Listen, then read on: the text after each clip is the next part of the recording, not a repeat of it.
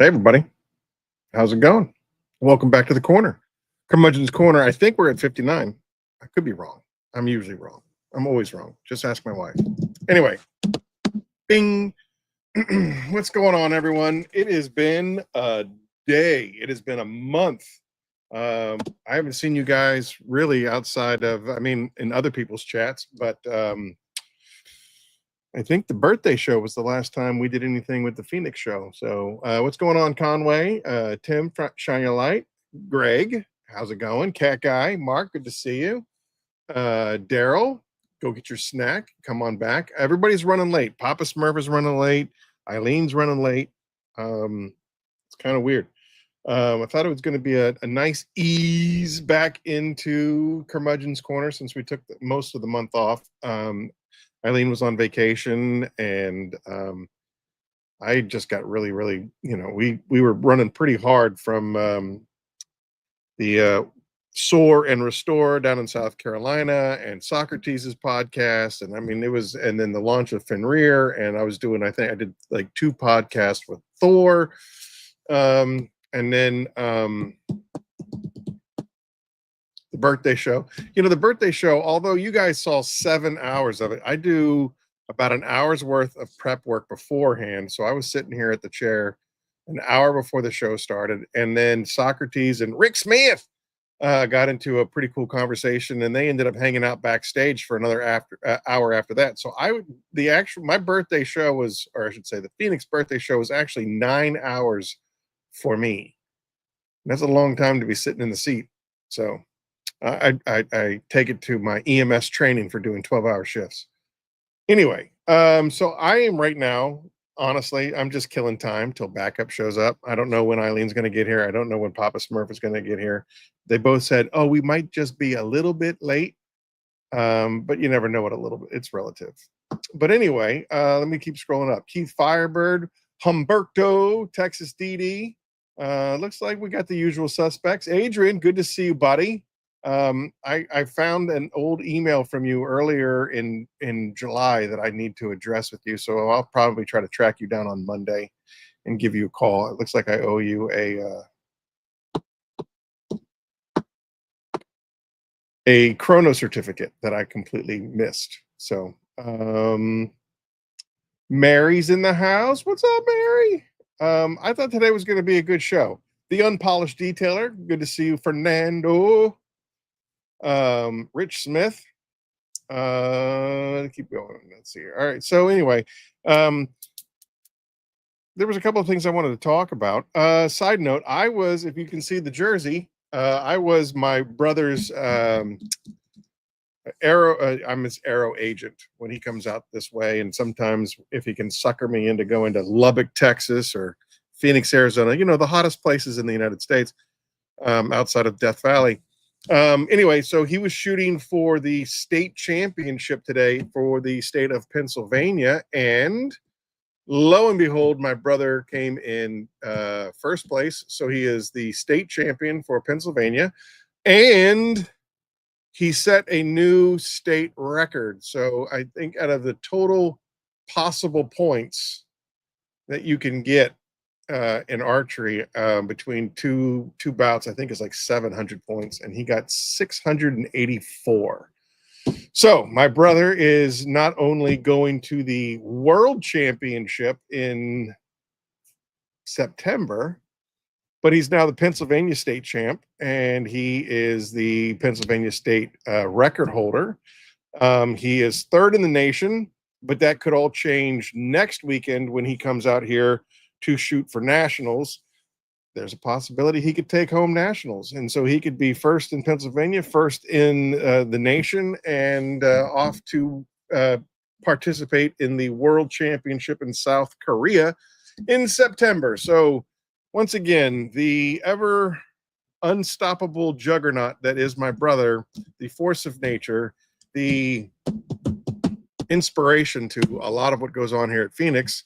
For those of you that don't know who my brother is, his name is Richard Trainwreck Burkett, affectionately known as Eric. I called my dad a couple of months ago, and I said, can you explain to me why we call him Eric if his name is Richard? How did that happen? Because I mean, as long as I've been alive, I've always called him Eric, because that's how he was introduced to me when I was, old enough to pay attention. My dad said, well, his name is Richard. Eric's name is Richard. He's a junior, but he's like, we couldn't really be calling him Richard or Rick because that's my dad. So let's just call him Eric. Why not? So it's completely random. His name is Eric. But anyway, in 2012, his helicopter, the V-22 Osprey, crashed in Morocco, Africa, and after a series of unfortunate events, he ended up losing both of his legs. And during that whole time of recovery and learning to live life again without his legs, after that trauma, which I really wanted him to be a part of the Adam Blevins episode a couple of curmudgeons ago, because I think Adam Blevins was absolutely impactful, especially to this community. I know he did a lot for me. Anyway, the inspiration behind Phoenix, my brother losing both of his legs and never quitting, never stopping, was kind of the encouragement that I needed to make that Geronimo leap to start my own business. And when it gets hard for him, I think to myself, or it gets hard for me, I can only think how much harder it is for him. Tell us about the new Phoenix E.O.D design. It's not really new design, but I will get to that in a minute, Humberto. Anyway, so 2012, he gets into the plane crash.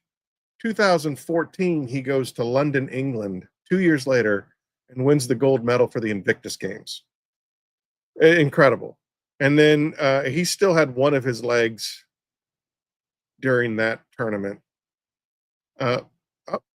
Somebody just showed up. It's about time. Anyway, so he's never stopped, and he has never stopped pushing himself forward, and he's never stopped getting up. And no matter how many times life has knocked him down, like I said, he is the juggernaut, and he's come really, really close over the past few years. And now this go around, he's going off to the World Championship in South Korea in September, and came to his home state, Pennsylvania, brought home first place for that. So he's a state champ. He is the state record holder, and hopefully next week we'll do it again, and he might be the national champion. Wouldn't that be? It's a what's the trifecta called when you do the Kentucky Derby? When you win all three of those things, what's that called? What's up, enthusiast? Rick Smith. A hat trick is when you score 3 goals in hockey, but what is? I don't know. Anyway, maybe he'll get the trifecta, the Triple Crown. Thank you, Rick Smith. Why wouldn't Rick Smith know? Because he's from Tennessee. No, wait, Virginia. No, wait, Kentucky. Oh, who knows where Rick Smith is from? He's a man of the people, everybody. It's Rick Smith, a man of the people. And speaking of men of the people, let us get the guy that you've all been waiting to. You don't want to talk to this guy. I mean, even though he's got a better beard, a better personality, way more handsome, you want to talk to this guy. What is up, Smurfy? Stop it. You're making me blush. What's happening, everybody? You had me at hello. You had me at hello. Oh, man. Sorry I'm late. Fashionably late, but... It's all right. It's all right. I was able to hold the line barely for 9 minutes. Oh, man. I'll tell you what happened off live. But what's going on, everybody? I got to say what's up to the fam here. Let's see who we got. You are lagging just a little bit, just so you know. But you're looking. Still lagging? Not really. Maybe. What's up, everybody? Listen, I was waiting for you to get here before I did this. Normally, I don't know if you're familiar, but we do a mental flossing before we start really getting into the meat and potatoes of the Curmudgeon's Corner. Something that we do to kind of like inspire or make people cry or do whatever. I'm glad that Eileen's not here because it would bore her to tears. However, we all know all lines are standing. What is that? What's up, Mark? How you doing, everybody? Rick Smith, Dee Dee, Tim, Adrian, Humberto, everybody. Yeah. Hey, what's going on? What's going on? All right. So anyway, I picked this one out especially for me and you, buddy. So if everybody will bear with me for 1 second, I'd like to play this for you guys. If I can see my screen. There. Charlie, let me put my freaking Charlie. You want me to wait? Let me put my dog in the house. She's annoying me. She's annoying me. Charlie, shut your mouth. Let's go. I know that dog will eat you in one Hey, Corey, bite. what's going on? The unpolished detail, Charlie. Fernando. I said hello to you already. Oh, you got two out of me. Slick Auto Styling. Way to see you, buddy. Conway, where? Oh, crap. Oh, crap. I'm supposed to be wearing Conway's shirt, but like I said, I apologize, everybody.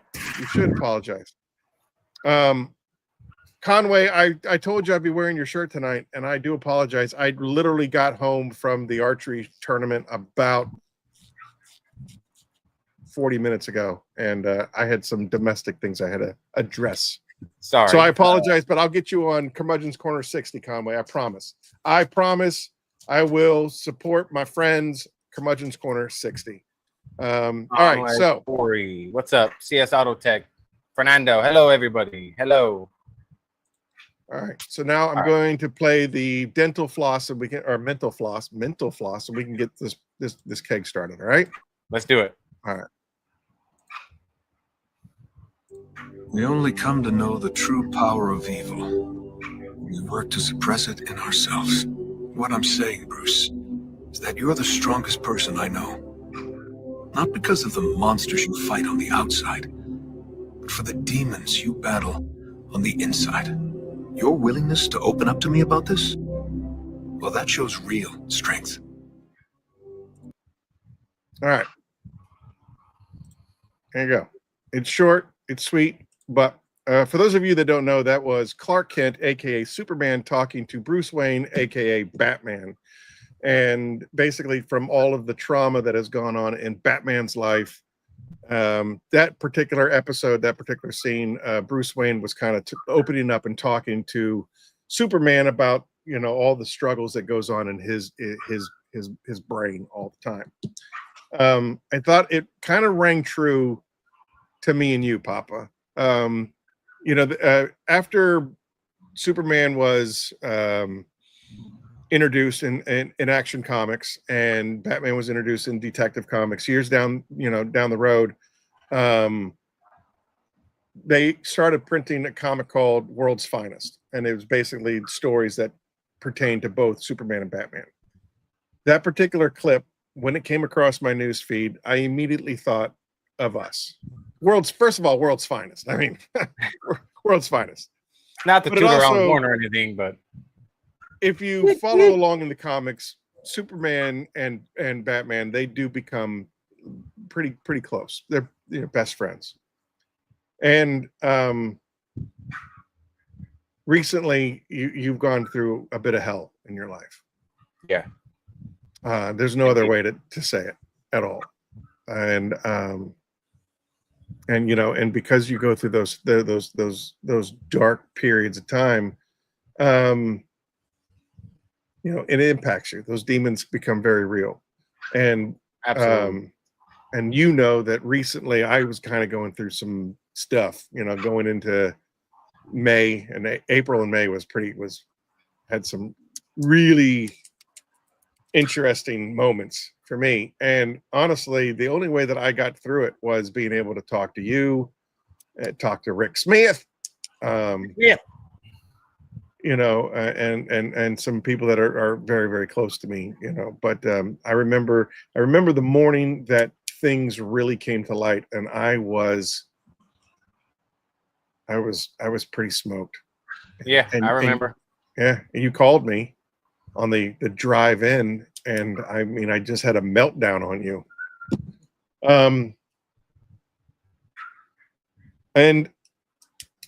And I remember, you know, when you were going through what you were going through, what you're still going through. Sometimes you just answer the phone and you just would talk, and I let you talk because you just need to be able to get it out there. Absolutely.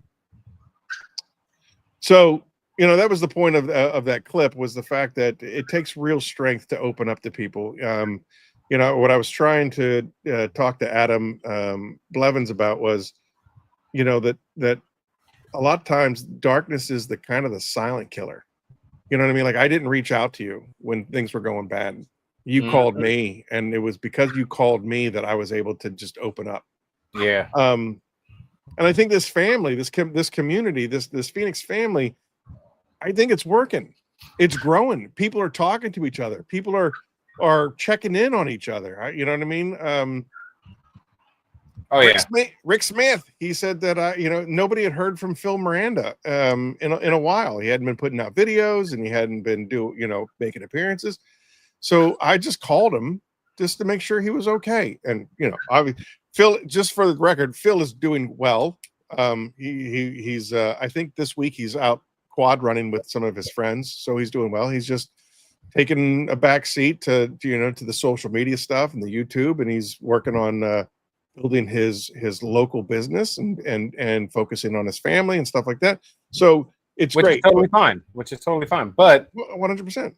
You know, from the outside looking in, the people that don't know him they're automatically going to assume the worst. Like, oh, he quit detailing. You know, he quit detailing. He, you know, just because you don't see somebody doing something doesn't mean they're not doing it. You know, that's what social media has proclaimed these days is, you know, everyone says, you know, pics or videos or it didn't happen. And unfortunately, that's the mentality of some people is if you don't post it and you're not seeing it, oh, I know you do, Adrian. And I do it right back, man. But that's good too.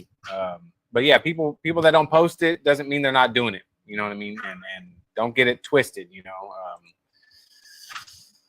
there's a lot of things. You know, before social media, people still dealt with things, and can you still hear my dog barking? Yep. So give me 1 second. I'm gonna go put her in the oven. I'm just kidding. No problem. Why not? Boom. Look at that. Speak of the devil, and she shall appear. Come here, girl. Like, literally seconds ago, Texas Dee was tired of listening to us, and she was just like, "Oh, we need Eileen," and then there you show up. Are you happy, Dee? Stop. God, the show's always about her. Can you hear me? Okay. I hear you great. No background noises or anything. Well, we'll just blame it on Eric. Oh yeah, the whole situation. Right? Just put it in a bag and drop it in water. Rick Smith, Conway, Humberto. Hey, Jim. Enthusiast. Stop barking. Hey, DD. What's going on? Eileen. Papa, I feel like I haven't seen your face in forever. I know. That's something that me and Aaron we're going to talk about on the Curmudgeons too. Yeah. How are you doing? Tired. Same. Al Daly. What did I miss? Just Eileen's magnificent entrance. Oh. Da-da-da. So, what was I saying before I got... we were saying about if you don't post it doesn't mean people aren't doing it. So, and then... Well, you were going to talk about why you hadn't been around for so long. Oh, all right. She said it's been a while since we've seen your okay face. Beautiful face, Eric. Beautiful. Whatever. The handsomest face ever. Aaron, I see you staring at my beard like, man, I wish I could grow a beard like that. I wish I had the cojones to grow a beard like that. But you think his beard is fantastic. You should see his back. That's like a forest. They don't call me Papa Yeti Smurf for nothing. That's his microfiber towel on his back. That's my fleece. That's 2400 GSM right there, baby. I'm doing it, just never posting it. All right, cool. See that, and there ain't nothing wrong with that. But people, these people these days make that a bad thing. They make it look like that's something wrong. It's like, oh, this guy's not doing anything. You know, I saw this quote. It was like, win silently. You know what I mean? Win, like, do all this good stuff without posting it, without looking for recognition, without doing any of this. Win behind closed doors. Win when nobody's looking. That's when you're going to achieve. 10K GSM. Yeah, that's an understatement. Twisted loop. But no, I was just talking to Aaron on the drive in the other day, and I was like, I feel like I Hey, John was Weber. a stepchild and got kicked out of my family's house, and I've just been looking through the glass window, watching everybody do stuff, and that's how I felt for the past like couple months. And he goes, "Yeah, you kind of have," and I was like, "I know," and I want to say I don't know why, but I do know why, because I've been insanely busy. I mean, That's what happened. Work's been just brutal. I mean, between, you know, the long days to coming home, not having anything left mentally or physically. And whatever's left, you have to dedicate to everyone else in your life, like your family. Exactly. And oh, he's been walking to Earth. Don't let him sell you on how much he's working. He's walking to Earth. He's going to car shows with his kid. Come on now. Come on. That's more important than posting a YouTube video, I think. Exactly. But at the same time, like I have a video trying to upload right now, but it's YouTube has been, let's see, it's been at 7% all morning uploading, and I'm like, check the status. 7% uploaded. Just can't win. But I've been busy. I've been detailing, work, detail, family. I've been trying to change my habits a little bit, eat a little bit better, do a little more outdoor stuff, exercise a little bit more. I'm eating better too. Panda. I haven't had Panda in a while, but man, what's up, Eddie? Eddie's in the house. Franco, what's happening? What's going on, Eddie? Yeah, Franco. Cool. We got some cool peeps in here. Oh, now it's at 9. I think it's because, well, I was on Wi-Fi all day, but I started uploading it this morning on my phone here at my house. And when I got to work, I assumed right when I got back on Wi-Fi, it would resume the upload, and it didn't. But since I've gotten home and just checked it right now, it's now at 9%. So 10%. So I don't know what's going on. Just one of those days. But I can assure everybody I still am watching. I'm still looking from the outside in. I have been detailing. I have been working crazy amount, and it's just been taking that extra mental toll on me because I'm learning how to run a business, and it's a lot more than I anticipated. I kind of thought that we kind of pretty much did that anyways, but we didn't realize really how much my dad did when he was there when it comes to bills, writing all the bills, part store bills, going through everything, taking care of, weekly payroll taxes, every week you got to do all this crap. And it is an insane amount of stuff. And I'm trying to do the work of, 3-4 mechanics. Right. And some days I literally have nothing left when I get home. Stephanie's in the house. Boop, boop. What up? Yeah, I got that. I got dial up right now, man. It's crazy. Love you back, Franco. Bum, bum, bum. Hey, yeah, Papa, when was the last time you were on Curmudgeons? Dude, oh man, it's been a while, dude. 1995. I mean, I know that you came on the birthday show, at the end for like 2 seconds. But, no, actually, like this, I think was last year. Ago. It was months ago. Did you ever go through Eileen's gauntlet of questions? I think so. I think I did, like when that was like a new thing. When she first started doing it. Unless it changed. Yeah. Not that I know of. Oh, excuse me. I was my brother's aero agent all day today. We got up at 5 a.m. Got out to the field by 6:30 because I had to go over to his hotel. So Yeah, we got to the field around 6:30, 6:45. I had to set up the tent and do all that. And then, I mean, talk about getting in your steps. So I apologize, gang, if I'm a little bit tired, a little bit yawning. I know Eileen did like a gazillion square foot RV today, so she's baked. And you said that you had an unbearable work schedule yourself. So if we're a little bit slow and off our game, one, it's our first Curmudgeon's back for a month, and all three of us are kind of a little tired. So I apologize. That is was I pretty hammered last time I was on here? No, not you. Was it me? No. No. Oh. This is this guy, maybe. Maybe. Nope. I mean, well, yeah. I mean, the last time you were on here, I probably was, at least towards the end of the show. Check this out. You ready for this, Eileen? Nope. So I go down to the Soar and Restore down in Myrtle Beach, South Carolina. You know, the thing that you guys were both supposed to come to and then you bailed out at the last second? I don't know that was gonna. Anyway, so I was down there and I was hanging out with Titan Tim. And you know what? Titan Tim, I am so listen, he goes, I've been up since 1 a.m. I got to spend a couple of days with this guy. That's his normal schedule. Don't let him sucker you into feeling bad for him because I said, hey, dude, why don't I just, I'll crash on your couch. That'll be cool. And he's just like, oh, I'm up at 1 a.m. and I make a lot of noise and I do this and I do that. And I don't go back, maybe I'll lay back down around 5 a.m. But most of the time I get up and I drink coffee and then I'm like, dude, that's Tim doesn't stop. Yeah, he's a robot.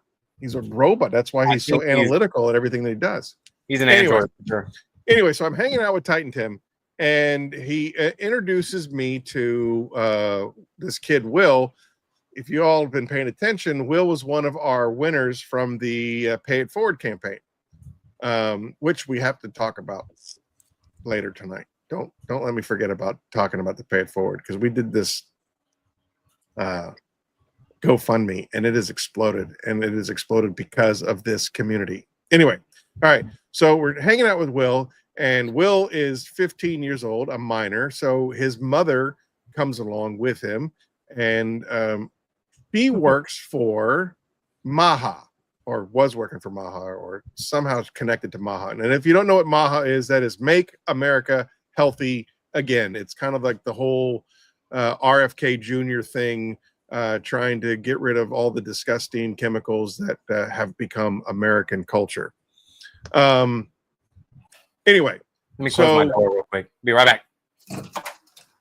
He doesn't care. So anyway, she is a big proponent on clean living or clean eating and all of that stuff, and she's a big proponent of the carnivore diet, which basically anything animal related you can eat. It's kind of like keto, but it's way more limited on fruits and vegetables and things of that nature that you can eat. Fruits like Eric. Anyway, so she showed me pictures and introduced me to her husband, and this dude lost a gazillion pounds on the carnivore diet. And so it kind of inspired me. So when I got back from the Soar and Restore, July 1st, I got into the carnivore diet, and it also means that I'm not allowed to have apple juice, and it makes me sad. And I just want to say he's been killing it, guys. This dude looks slim, mean, and he's ready. He does. Look at him. I have not been below 250 pounds in 2 decades. 2 decades. What'd you weigh in at? Come on, tell him. I weighed in. So when I hit my peak at 306, but that was before I started Phoenix E.O.D. And then basically hitting 306. When I crossed over the 300-pound threshold, I was like, this is insane. And a lot of it is because of my injury to my leg, it doesn't allow me to be as mobile as I want to. I mean, when I tell you, Papa, you were there and at SEMA, like every single step that I take, I was there too. Hurts. Yeah, but I didn't share with you how much pain I didn't share with you how much pain I was in. No, his ankle, when we got back to the room, I was like, what? It was bad?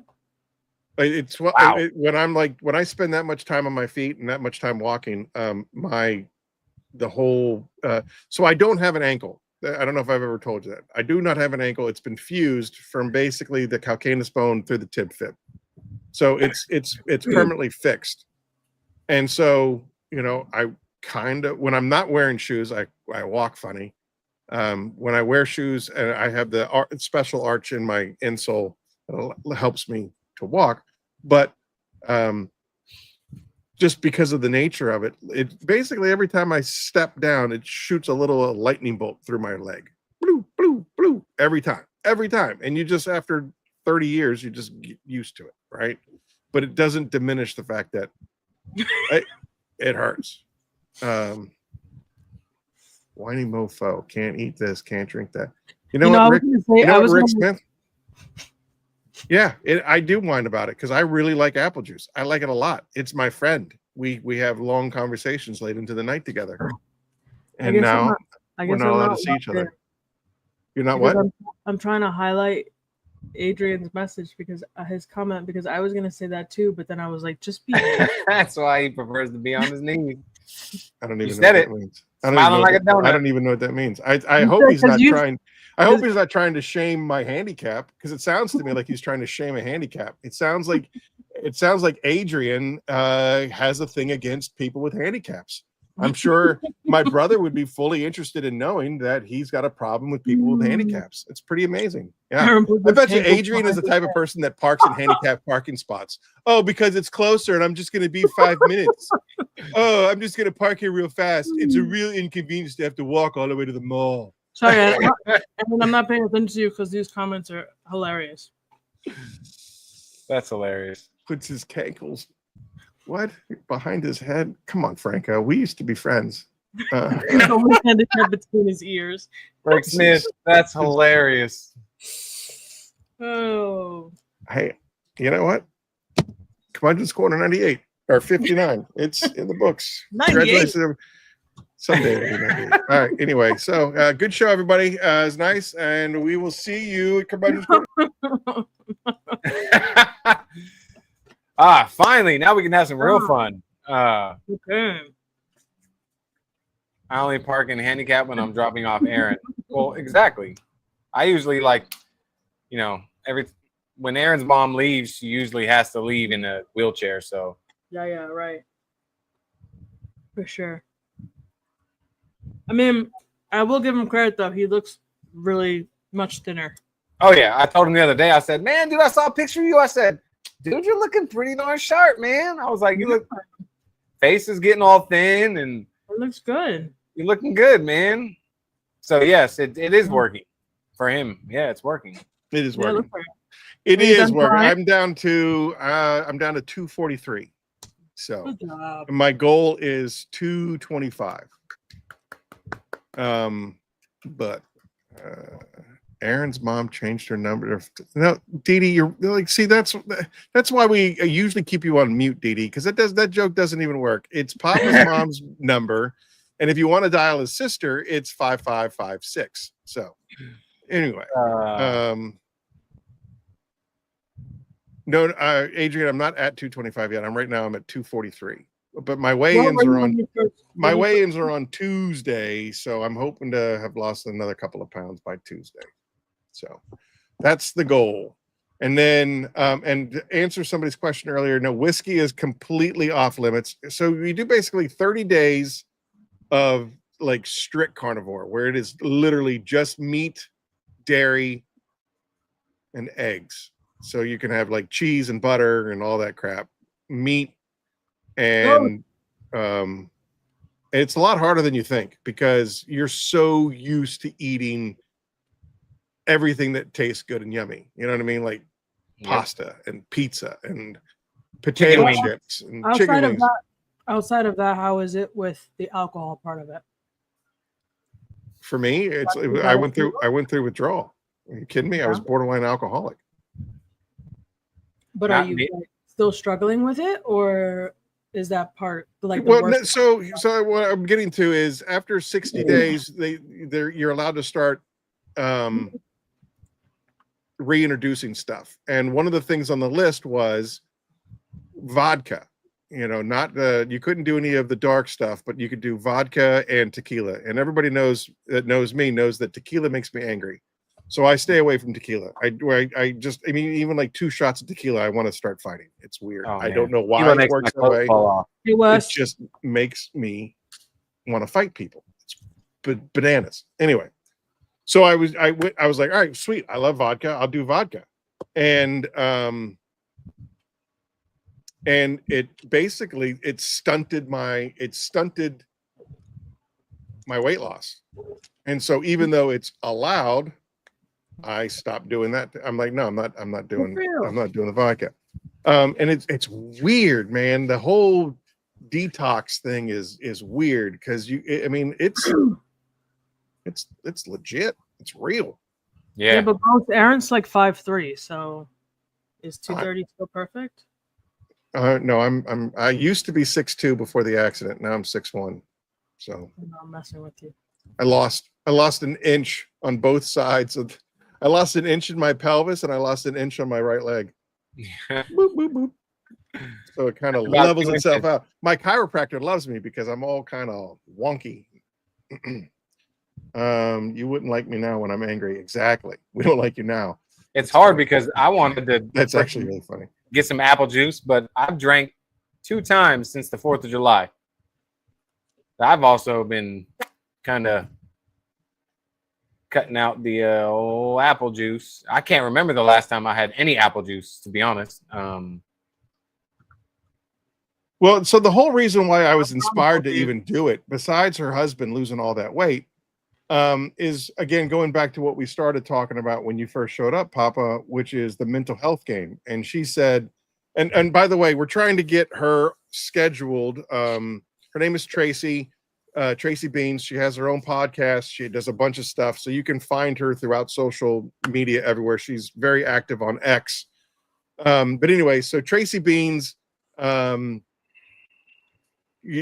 When we were having lunch, she was discussing not only just the weight loss aspect of it, but she's like, as you heal the inside of your body, you'll find out that your brain will also heal, because your brain is basically confuddled with all of those chemicals and all of those things, and the unhealthiness of it.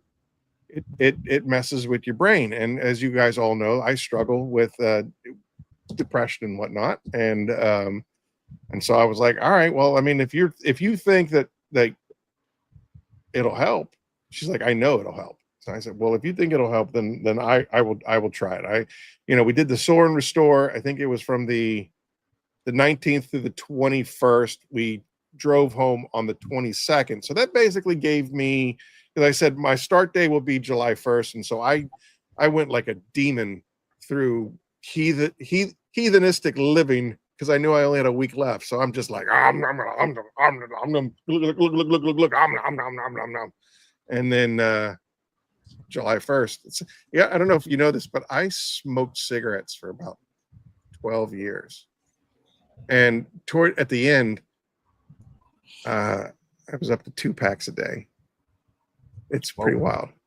And when my son turned 1 on his first birthday, I sat him on my knee and I said, as long as you are alive, your father will never smoke another cigarette. And I haven't had a cigarette. He just turned 21 in April. So in 20 years, I haven't had another cigarette. I still think about cigarettes all the time. That's crazy. 20 years later, and you're still thinking about having a cigarette. But I'd like to think that my willpower. What's that? I'm proud of you. Well, thanks. I'm not saying that for adulations. I'm saying that the willpower is definitely a huge factor in doing any of these things. Anytime you have to change habits, things that you enjoy, because I mean, like, I think about it all the time. Eating wonderful. I was out with my brother after he shot today, and we went to this little saloon thing, and he's eating onion rings and cheesesteaks, and I'm like, oh, are your wings breaded? Onions and cheesesteak, and I can literally smell it. Like, yeah, and I'm like, well, are your wings breaded or are they plain? Because if they're plain, I can have buffalo sauce, because vinegar and cayenne pepper and red peppers on the list of stuff that you can do. What did Titans? Aaron made. Yeah, exactly. But you know, the thing is that I mean, you could go to town on seafood. You can go to town on like all of the stuff that we did there at that smorgasbord. The only thing I couldn't really eat would be the fried stuff like clams and hush puppies and crap like that. But anyway, and Corey, what did Corey do? I think about cigarettes when I'm smoking cigarettes. Okay, Didi. Oh yeah. All right. So anyway, the point of that story is, I'm down to 243, and I'd like to hit 225 before I celebrate with a whiskey. You can do it. Like I can have fried food, Westcat. I just can't have like breaded fried food. And most things that go into the fryer are breaded. But like I can have chicken wings that are fried as long as they're not breaded or even dusted. Apparently flour is on the no fried list. What's going on? Details official. What's happening? So I can have fried food. I just can't have breaded fried food. So like fish and chips and French fries and onion rings and mozzarella sticks. You want me to list? I can list 1,000 things that are breaded that I want to eat right now. Franco, I have. What did I made? I made some ribs on the 4th of July for the 4th. I did a couple racks of ribs, and man, those were like top ribs I've ever made. And per my son's request, because his birthday was on the 3rd, and he wanted ribs. This kid ate 7 ribs before I could finish slicing all 3 racks. I sliced the first rack. This fool came up. I gave him 3. He ate 3. By the time I could get halfway through the other rack, and I was like, dude, I was expecting him to just take the bones out and then show me the bones and look at his plate. And he had all the meat on his plate. But nope, he went through 3 that quick. And I was like, dang, gave him 3 more. Picked up the next rack, started slicing them. He went through that 3. I mean, he had 6, 7. He had 7 ribs. I was like, dang, bro. Oh. Just one second. What, just the tip? Just for a second? Hey, Kim. Hey, are you home yet? I am home. Yep. Okay. We just jumped past this in your car. Oh, I'm in the garage. Sorry, I should have texted you. No, that's all right. Okay. We'll be there to breakfast for the corner. Sounds good. Bye. Sorry, my son's getting dropped off. That phone was loud. What happened to Eileen, by the way? We're talking about ribs, and then she just left. Yeah. Maybe she's going to get some ribs. She just drank that 42-ounce soda, and she probably has to go pee. There she is. What's up? 3 hours smoked, 2 hours wrapped, 1 hour with sauce, 5 hour long. That's kind of like what I do. Me and Aaron were talking about that, the 3-2-1, but I did 3 hours smoked. I did it's about what I did. She is. You're back. Oh, hey, Eileen. Hey, no, but I mean, like, she's back with power. She now has power, which is why. Yes. I hit login, and then I guess it kicked me out, but I was able to log in with your own credentials, because I mean, you are a co-host. It always mind boggled me that I was like, you can do it yourself. She's like, nope. Oh my God! What are you talking like? You're talking like Rick Smith now? Oh my God! Oh my God! Oh my God! Rick Smith. What's up, Jamie? And I glazed them in. Jamie the cleaner. I glazed 2 of the racks in a hot honey barbecue sauce. It was amazing. And then the other rack, I did just like a regular Kinder's barbecue sauce. It was delicious. I liked the original Kinder's better, but the hot honey one was good too. Hey, LJ, I'm in here, bud. Where are we? Sorry, my son just came walking up. What's up, Al? Well, there goes the show. Logan's in the house. Yeah, I got him. Sorry if I'm screaming in you guys' ear. Too late. You want to AC's on inside.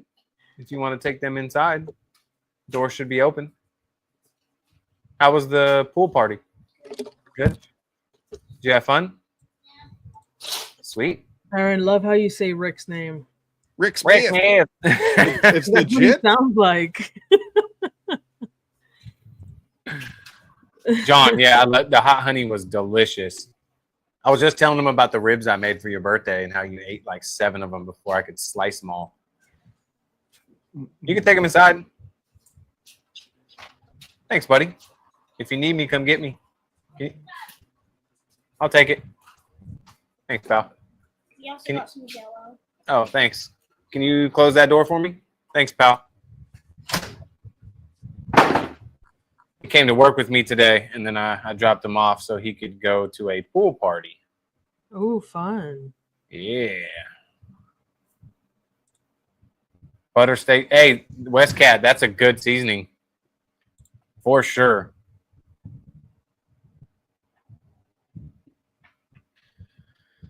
Oh, man. So what's up with you, Eileen? How have you been? How's everything? Oh, man. Kicked my ass today with that RV. Oh, I don't see how you... Yeah. I would... If I had to do an RV, I mean, I don't think I have the attention span to do an RV. I'd be like... I'd get halfway and be like, did I do that? No, did I do that? Eileen, let me ask you. Can I ask you some questions about that, if you don't mind? Absolutely not. So, absolutely not. Doing it anyway. Like, how do you assess? Like, how do you assess something like how much time it's going to take you? How much do you charge? Like, I mean, there's no way that you can fully inspect that thing until you like really get into the minutia of it all. Right. Like, so how do you? I know that we used to, when I was at the old company, we sold chemicals to basically that's all they did was RVs, and they basically charged by the square foot. It was like, we're going to do X amount of dollars per square foot, and it's a 42-foot whatever or 128 foot or whatever. How do you summarize it, figure it all out, and know how much time you're going to take and need to put into it, and then charge accordingly? How does that work, if you don't mind me asking? So I usually, it depends, because like for this one they wanted an exterior and interior. And so the way I priced it out was basically like, I usually do, if it's like a wash and wax, it's somewhere about $15 to $20 a foot, depending on obviously how big it is. And then the interior, general rule of thumb for me is like anywhere from like 100 to 150 per 10 feet of space inside. So like, let's say it's a 40-foot RV, it's going to take me probably about 4 to 5 hours to do the interior. So I'm charging like $400 to $500 ish just for the interior on top of whatever I'm doing outside. That's wild, because I know there are people around here that will charge $400 for an interior on a regular SUV. Yeah. Well, because I'm also not, most of the time I'm not getting into the minutia of things, because most of the time people don't, like if I'm doing an SUV, I'm putting more effort into like the finer detailing. Like I'm getting in the cracks and I'm going around like areas, the air vents and all this stuff. And I'm really getting into the nooks and crannies when it comes to an SUV. And with a RV, people they kind of want the big picture. They just want it cleaned. They don't need to see that, at least on my end, they don't need you to sit there with like a fucking toothpick, around the edges and stuff. Like they just want it to be cleaned. It's a big area too. So it's like when you're in a car, I feel like you can see more of those details. You know what I mean? Yeah. And I do that for like the cockpit area, but for like the other areas, most of the time I'm just hitting with a steamer. And like there's certain areas where I do like more fine tuning, like the kitchen or the bathroom, and areas that like people really pay attention to. But for the most part, everywhere else, it's pretty kind of just like big picture stuff. Okay. So Eileen, then the question is, Where is it? What you got, bud? What is the weirdest thing you found while detailing an RV? What's the weirdest thing I found? Yeah. I don't Speaking think of I've which, ever. have you seen the new trend? They're throwing green schlongs on the WNBA courts nowadays. I really hope I hope that trend catches fire. That's Can you imagine being at a game and then just getting hit in the back of the head with a but they're just throwing them onto the court, and then like the referee will kick it off the court, and then the kids that mop the floor, use the dry mops to wipe off the sweat. They come running out with towels, boop, and grab it, dude. It's hysterical. I hope it catches fire. Why not? I haven't really found anything that weird detailing. I mean, yeah, me either. Not in an RV. I Really? don't think. Yeah, All I'm right. trying to think if I've ever found anything, but I put like a big focus on people like clearing out their personal belongings from in there, or I will not touch it.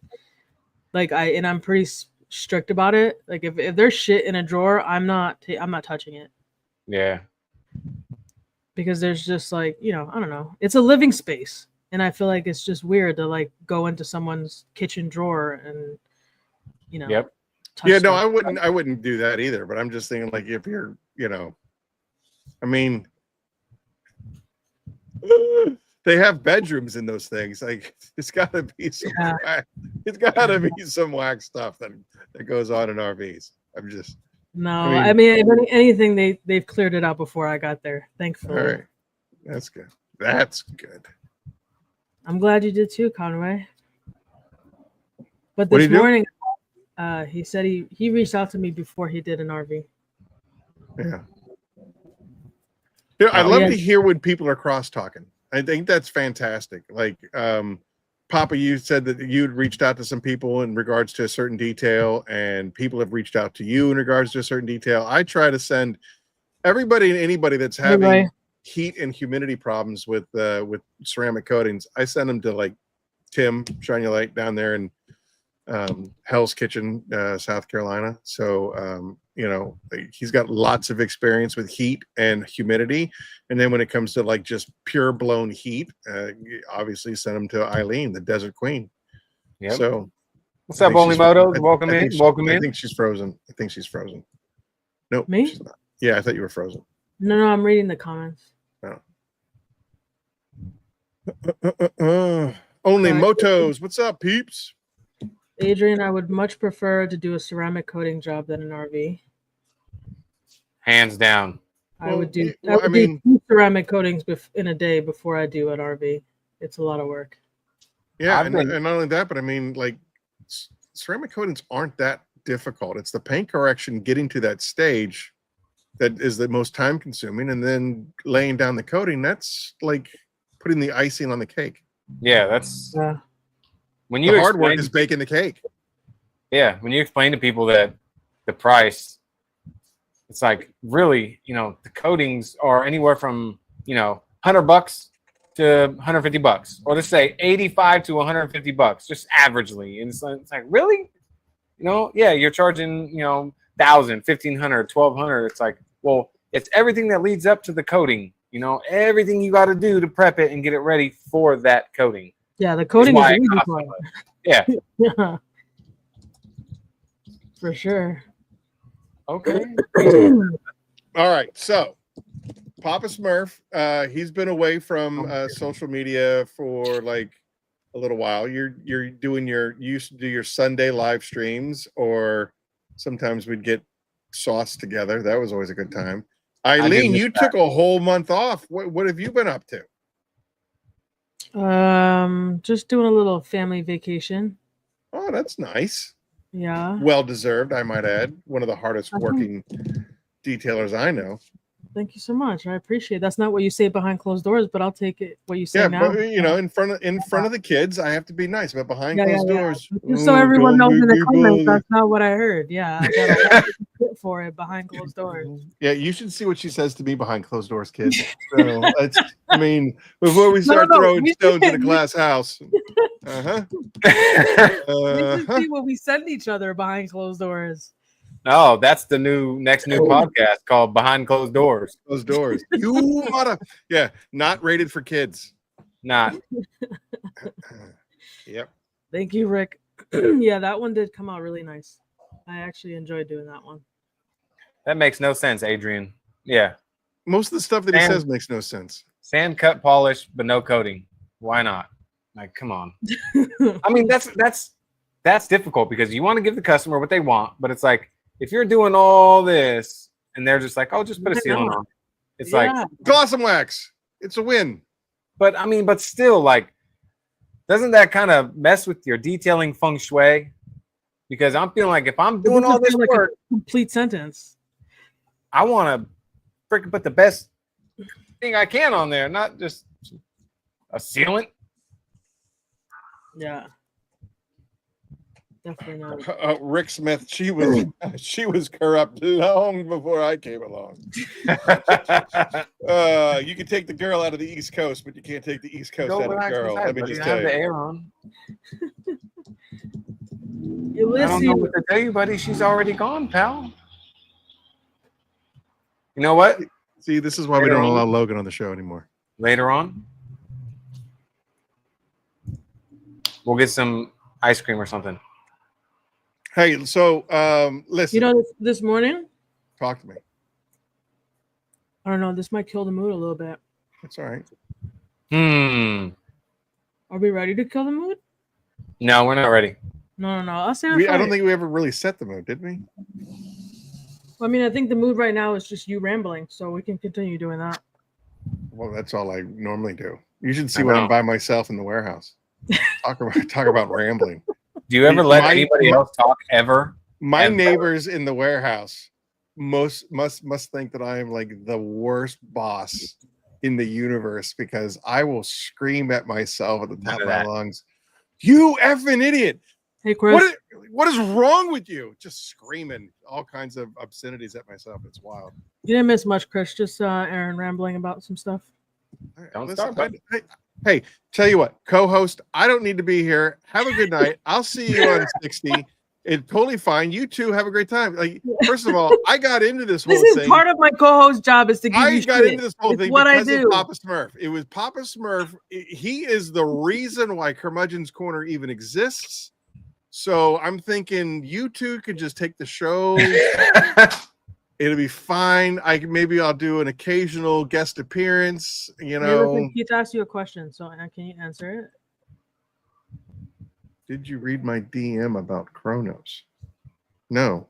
Especially if you sent it through Instagram. Like, doesn't know. All right, so there's a big, huge shift that is currently happening between social media.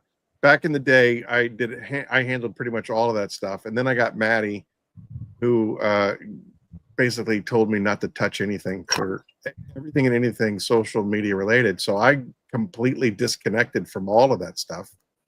And then she got a real job, and that pays her, and she's still not with you? Is she not with you? No, she's with me, but she's like per diem, like, hey, I'll handle X, Y, and Z, and the ambassadors program, but I need you to start handling all of the conversations and like Eileen, when Eileen posts anything about Phoenix, I'm the one that now reposts it and makes a little caption and gives and responds to people's stuff. So anyway, and I've missed it. I've told you that before, but I'm just saying for everybody in the comments, if you feel the same way, I definitely have missed you being on social media, other than like not really knowing what you're doing. No idea. But other than that, like the comments and the reposting and all that, it's great when you get a message from this guy personally. Yep. Oh, well, I've always, I like to think that I am 100% customer oriented driven. I think customer service is the most important aspect of the company. What we do as a community, and the fact of the matter is that if you can take the time to make a picture or a video and post it on social media and tag my company in it, like, you should have the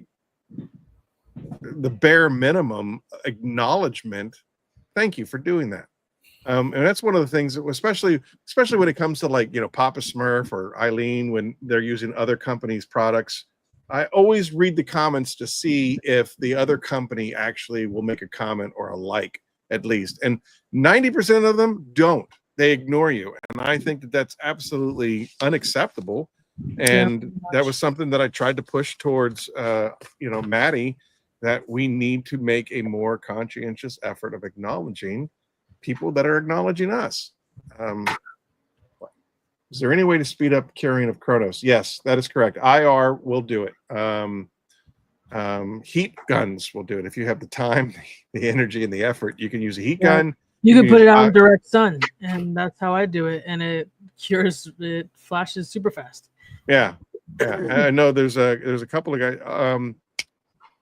Andrew from curing after it's applied. Yeah. Oh. Just come out here to Cali, park it in my garage. It's a freaking 400-degree oven. It'll cure like that. Yeah, I mean, again, when you're using IR and you're using a heat gun and you're using California, humidity is way low. Probably not so much as far as something that is a jungle. Humidity will probably slow the curing process. Definitely doesn't slow the flashing process. It certainly doesn't slow the get it off the surface and level it process. But I'm not sure how humidity will impact the curing process. I know, Keith. I know. What happened? What did he say? What did he make fun of me about now? No, he said not everyone has 120-degree temps. Yeah. It's actually been the coolest here it has in the past 5 years. But it's still hot. Ulysses. Yeah.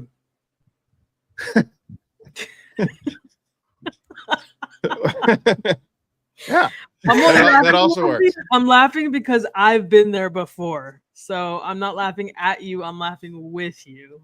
Promise. Because I have done that. When is Fenrir V2 dropping? Chris M, you're banned. You're banned from this conversation. That's funny. You ever get done with a car and you're like, all right, take a shower, you're laying in bed and you're like, did I coat the mirror? Did I coat the mirror? Damn it.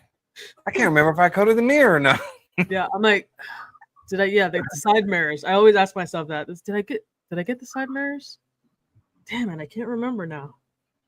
And the only way to check is when you come back in a week to make sure. Yeah, and you're like, dang. Conway, I don't understand this comment. One of our paint booths has a paint booths. Okay. For clear coats, it cures coatings really fast. Yep. That's nice. Yeah, Keith, don't do it if you're gonna blast me. I'd rather keep it private. Answer your question. All the words he was saying earlier just meant he's now on social media, so he will now start checking DMs. Or at least I'm gonna do the best I can. I'm a little out of practice. That's what he was trying to say earlier. Yeah, trying. A lot of stuff got in the passing of the baton. Things got lost. A lot of stuff got overlooked. And I thought you were doing this. No, I thought you were doing that. Okay. I totally missed both quarter panels on the Mazda. Oh man. I don't even know what Odin is. That sounds foreign to me. But what? Odin? That's Norse gods. It's actually a solid. Let me tell you something. It's actually a what?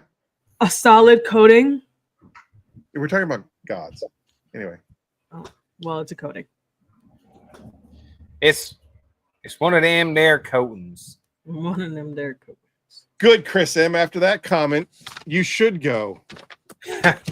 Thanks, Chris. Appreciate you, buddy. See you later, Chris. No, just kidding. We love you. We love you. Rick Smith. How many? What does he say? How many times have you dropped sweat? Oh, yeah, he was talking about that earlier. Like basically, you're really hot. You're working in the garage. You're doing the coding. You're doing your little thing, and then all of a sudden, bloop. Has that ever happened to you guys? No, you know what happens to me is when I'm Is wearing everything gloves, because I dried like out? to wear No. gloves, and it's hot as stuff outside, and I have like the drip coming down my glove. Yeah. And Let's that have happens. relax. We'll get some ice cream It's later. not really from my head; it's from my glove itself. Okay. But has the sweat ever dropped into a coating that you were putting on and it impacted, like you had to like start over that section? No. I've caught it beforehand, but never like in the process of. Very interesting stuff, Rick. Makes me think that Fine Labs Industrial makes me think of the You haven't detailed a car in 5 weeks? Is So that what I you're saying? muted you because you were being obnoxious. Wait, My bad. Start over. Yeah, Tim. No cars in 5 weeks. You're telling me you haven't detailed a car in 5 weeks? Nobody does anything in the summer here. Ouch.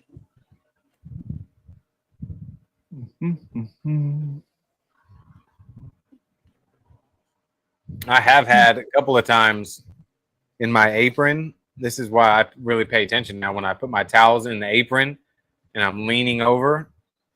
When that initial wipe off towel gets kind of saturated with coating and I lean on the car, I lean.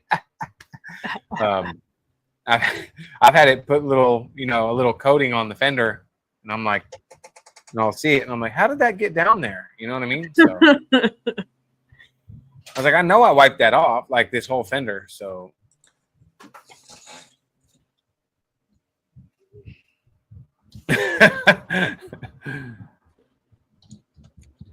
why would he boot you? Speaking of Fenrir, come on now, can we get a freaking bravo for Fenrir, please?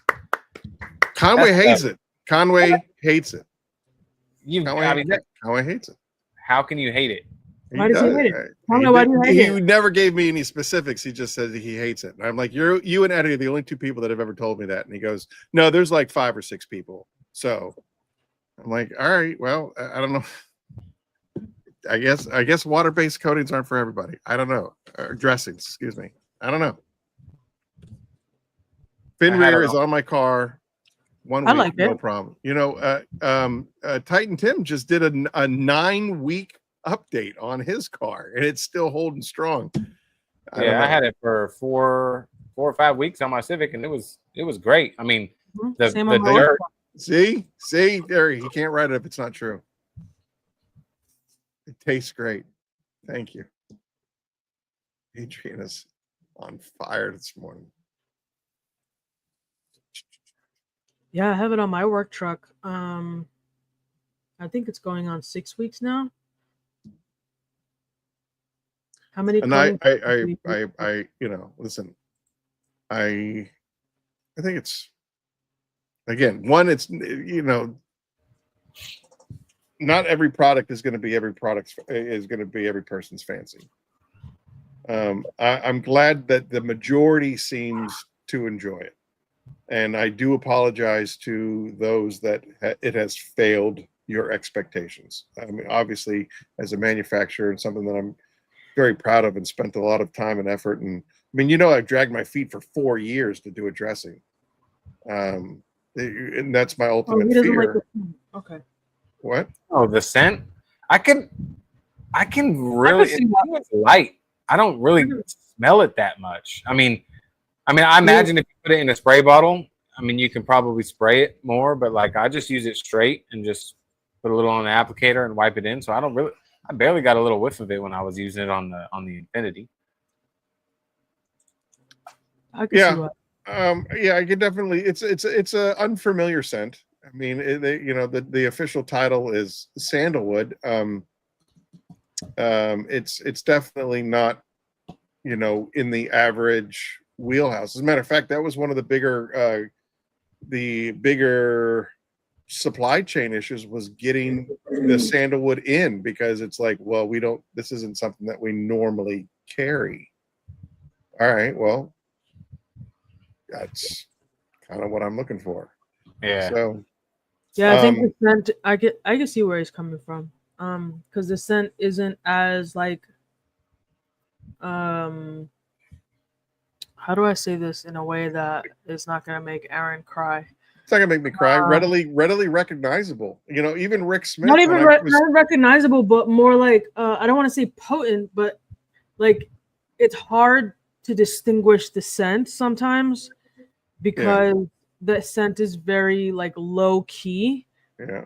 And you have to like really like, oh, there it is. Like you have to Right. really look for it to smell it. Right. When most other tire dressings, they're pretty. Like I said, I don't want to use potent because I feel like that's kind of like maybe seen in a negative way, but it's other dressings are more noticeable, the scent, as opposed to Fenrir. Yeah. So if that's a big thing for him, then yeah, I could. Well, I mean, and the other side of the coin is the fact that we, you know, like most of Phoenix's products, we try to make things as versatile as possible. And when I went into this whole tire dressing thing, the idea of being able to use it as an interior dressing as well, because it's water based and you can dilute it down, you know, and that was something that Jamie and I worked on, was its dilutability.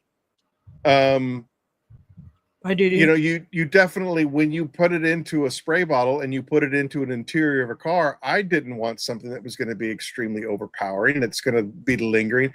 You know, like I think that like that cologne crap, the black ice stuff, I hate it. I hate anything that I'm going to have to smell very strong for a long period of time. So I definitely wanted it to be subtle, but I also didn't want it to be the same old fruit, or, you know, cinnamon or pine tree, or, you know, tropical punch, and all the other crap that, you know, all the different samples that we were playing with. I felt that it would be, the sandalwood is a subtle scent to begin with, and then when you dilute it down 5 to 1, 10 to 1 in the interior, it's not going to be overpowering. And I don't know. B. Miller agrees. So we made a deal with the House of Rags that they were going to have exclusive rights to Fenrir for the first couple of months that we launched it. So we launched it on the birthday show. We sold out of the 50 bottles that we were allowed to sell with the deal that we made with the House of Rags. And in exchange, House of Rags is going to do a whole bunch of promo stuff for Phoenix. So you can get it currently right now over at the House of Rags. And as far as when will it be back in stock on my website, I think October. I don't know. I have to go back and talk to those boys. You know what would be cool? First of all, I got to address two questions. Rick Smith, I did drive the WS6, but just across the street to the parking lot to put it in the direct sunlight to check everything. So no, I didn't get to really drive it. And J Farm asked how many coating towels we use during a coating. I probably, it depends. It really depends. If I can get away with probably anywhere from 4 to 6, depending on the size of the car. I'll usually use 2 for the front clip, 2 for the center section, and 2 for the back clip. Usually works pretty good for me. Yeah, I usually use 4, but it all depends too. Like, obviously, most of the time I'm using Chronos, but if I'm letting it sit for a little too long and it's kind of sticky, then I might need to get a little more and get a couple of extra towels for that. Yep. Like it all depends on those kind of situations, but normally it's 4 towels. That WS6 I use like 30.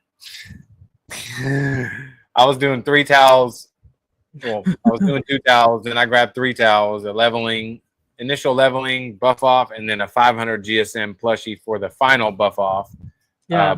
But man, that paint was just so finicky. It was unbelievable. It's unbelievable.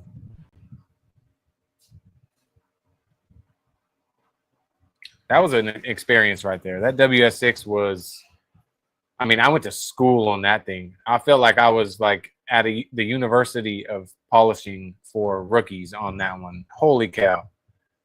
Yeah. So, Masters of the Shine, Hawaii Tim and Rick Smith are pretty tight, and both Rick and Hawaii Tim spoke frequently throughout the week. So yes, he is okay. Yeah, them pearl towels. Ooh, the pearl towels are what saved me, Adrian. The nice Korean pearl weave, amazing towels. Those towels, I should have been using those from the get, but I had 4 left, and I was being stingy. I was like, I want to use those. So I only have 4 left. But turns out that's what I should have been using the whole time. And I kicked myself in the butt. I put this one up earlier, but Ray asked about Chronos applied to his bike engine, and it looks like on the engine, I'm assuming maybe on the rubber or plastic parts, Heck yeah. still kicking ass, but then on the steel exhaust, it's only lasted 4 to 6 months. I'm thinking maybe heat is a the heat for sure. now. Yeah. So, heat can definitely be it. It is. Kronos has been tested up to 1200 degrees. But I think Spittler was talking about the heat spikes and the constant expanding and contracting and expanding and contraction and stuff like that, especially on something like the exhaust, where you're going to those pipes will expand a lot more than like a grounded piece of metal. You know what I mean? They or like a wheel. A wheel gets hot, but it's the constant heat cycles that it's right. Up, down, up, down, up, down, up, down. That's and really. There's also a couple of other things that we've been talking about on the no direction detail stuff. When it comes to ceramic coatings, a lot of times the ceramic coating can still be there, but its hydrophobic properties have in some way, shape, or form been impacted by one thing or another, so that the coating might still be there, but if it's around the exhaust, if it's getting contaminants and contaminated, if stuff is being sprayed up from the wheels onto the exhaust pipes and things of that nature, then you're going to have to focus more on a decon wash versus just a regular wash, because again, polyxylazane is very porous, you have all these great, amazing influencers from all around that have all of these fantastic ideas, and when you pull them all together, it creates kind of like a really cool picture. Socrates, when it comes to the lifespan of a coating, his is more of a dealership, which is, hey, your transmission is good for 35,000 miles or 3 years, because it's the same thing with a coating. So you're good for, it could be a 5-year coating, but if you're putting a bazillion miles onto that car or vehicle, it's going to shrink the lifespan of that coating. So you have all these different factors. So you have the decontamination, you have the constant heat expansion, and then you also may have how long have you been riding around, and how is it your daily driver, and what kind of conditions is it exposed to, and all of that stuff. But to only last 4 to 6 months, to me at least, sounds pretty surprising, because even on a marine grade ceramic coating, you're cutting the lifespan in half when you're putting it in the water. So for it to be on the motorcycle and have this kind of an issue, it is surprising to me. If you want, I can call Fab on Monday. I know he has a motorcycle coating, and I can ask him, what sets his coating apart to be a motorcycle specific. If you want. Hey, Christy. Hey, Christy. Bum, bum, bum. Kronos on my Saturn, 3.7 years, 5,000 miles, beads like mad. Whoop, whoop. Woo woo. Immortal on the mats really helps. No need for dressing. Thanks, Rick Smith. Yeah. Mats are like underwear. Just flip them over. Good to go. Life hack. Franco. I'll message you. I missed a whole bunch from Corey.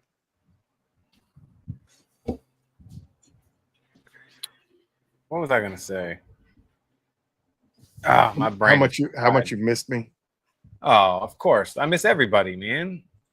I don't know, Christy. What happened in your garage today?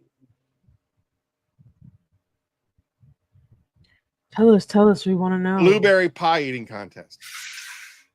Hmm. I have Immortal on my neighbor's Harley for over a year now. Still looks fabulous.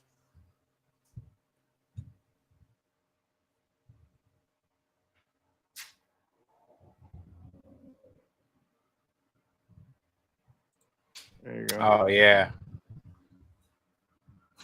That could definitely degrade the life of it too. For sure. Yep.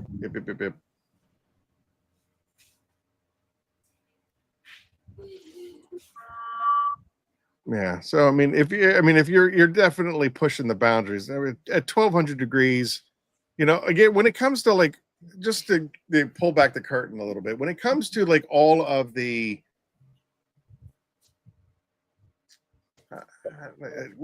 all of the when it comes to all the specifications on a product, regardless of who it is or what it is, you have to remember that when we're doing the data, it's in a controlled environment, in a laboratory, in a climate controlled garage, those kind of things. Like when Brian and I were testing the Kronos V2, we were doing it it was 70 degrees with air conditioning, so there was zero humidity. I'm getting 5 minutes of work time on a test panel. When we did it at his garage, which is partially climate controlled, but he's got those 3 big bay doors, he was getting closer to 4 minutes. And then when you're dealing with, we've had a couple of customers recently down in Missouri where the temperature is approaching 100 degrees and the humidity factor is, swamp. The flash time is almost immediate. Like they're putting it down, and it's like, so when you read, this is a 5-year coating, look at Dimitri's garage, right? Dimitri's garage, he's got that equipment, the same equipment that the labs use. And this is how we can tell this will last 5 years, right? Because it survives, let's say, 3 washes a month. 3 washes a month. For how many months, right? And then you can go, all right, well, it definitely survived 1,000 washes, right? I think that's what Dimitri did for Kronos. Survived 1,000 washes. So all of that information that you're reading off of anybody's packaging, not just Phoenix, but anybody's packaging, those people that promote 8-year coatings and blah, blah, blah coatings, they're giving you information based on what we've done in the lab. And, as an EMT for 16 years or whatever it was, book smarts and street smarts are 2 different things. When we go into the classroom and we're doing all of our CEUs and all of our core training and all that stuff, you buy the book. This is how you do things. This is how you do CPR. This is how blah, blah, blah. You get out into the real world, you get out into the field, everything's different. Everything's changed. I mean, you are in a whole new world that textbooks don't mean jack shit. So the same thing happens when you're talking about the information on a label. It's like, well, in this particular situation, we got these results, and it's going to change from make and model, year, environment, temperature, humidity. All of those factors will play into whatever it is that you're working on. All right. And I think, again, I'm going back to No Direction Detail. Brian and I were talking about how the newer cars use a water-based clear coat. That sounds insane to me. Mm-hmm. And because that I guess this technology, from what Brian was saying, like it's really recent within the last 4 or 5 years, right? So think about the original science behind a coating, a ceramic coating, the polyxylazane coating. It's based upon this information on these, industry standards of clear coat. And now we have a new clear coat, water-based. Is it going to react the same? How is it going to behave? And I just think, like some of these vaccines that are out there, there just hasn't been enough time to truly test exactly how well all of this stuff is going to be to perform. That's another factor. That's something that sits in the back of my mind. You know, am I going to be having to look at version 3 within the next, 6 months, because the industry is changing so fast. Aaron, what is your favorite primer polish? My favorite primer polish is Fab finishing polish, followed by Peleus panel prep, because there's no such thing as a primer polish, Rick Smith. Christy, I am doing well. Sorry, I didn't mean to. I didn't. Yes, you call did. I didn't stream this to my audience, so I can't join in the chat over here. That's why I haven't been answering your questions, because I don't have time to answer because Aaron keeps talking. Plus, it's hard to get a word in when he's talking, so you just like try to jump in wherever you can. You're like double dutch, like when they're like, you're like, okay, now's my turn, and answer all the questions. I try to chime in when I can. Look, you done hurt his feelings now, guys. Gosh. But yeah, I'm good, Christy. Just been trying to get by day by day. Rick, do you know if Ammo has a good primer polish that maybe we could try out? I've never used a primer polish. I've never used one. But I feel like Rick might have a good one from Ammo. Your beard looks stupid. It needs to be cleaned up, but it's still pretty luxurious. Has anyone heard from Phil? No, I haven't actually heard from. Have you heard from Phil? He's been he's been off social media, but taking a break from YouTube and trying to build more clientele to his business, from what I'm hearing. But he's still there. He's still doing his thing. I do have the NSP polishes. That, speaking of Phil loves them, but I haven't used them yet. Primer polish only goes on the Megatron jet. Oh, okay, that makes sense. All right, I'm coming back in for 2 reasons. Oh, I knew it. And then I'm leaving again. You couldn't resist. And then I'm leaving again. No, I don't care. I don't care about that. First one, Christy, no, I don't believe in primer polishes. It's an absolutely ridiculous statement. Ridiculous. And anybody that is trying to sell you a primer polish is selling you snake oil 2.0. You're telling me, right? I mean, we've all gone through the science. And then if you go back to watch No Direction Detail, Brian and I go into it at length.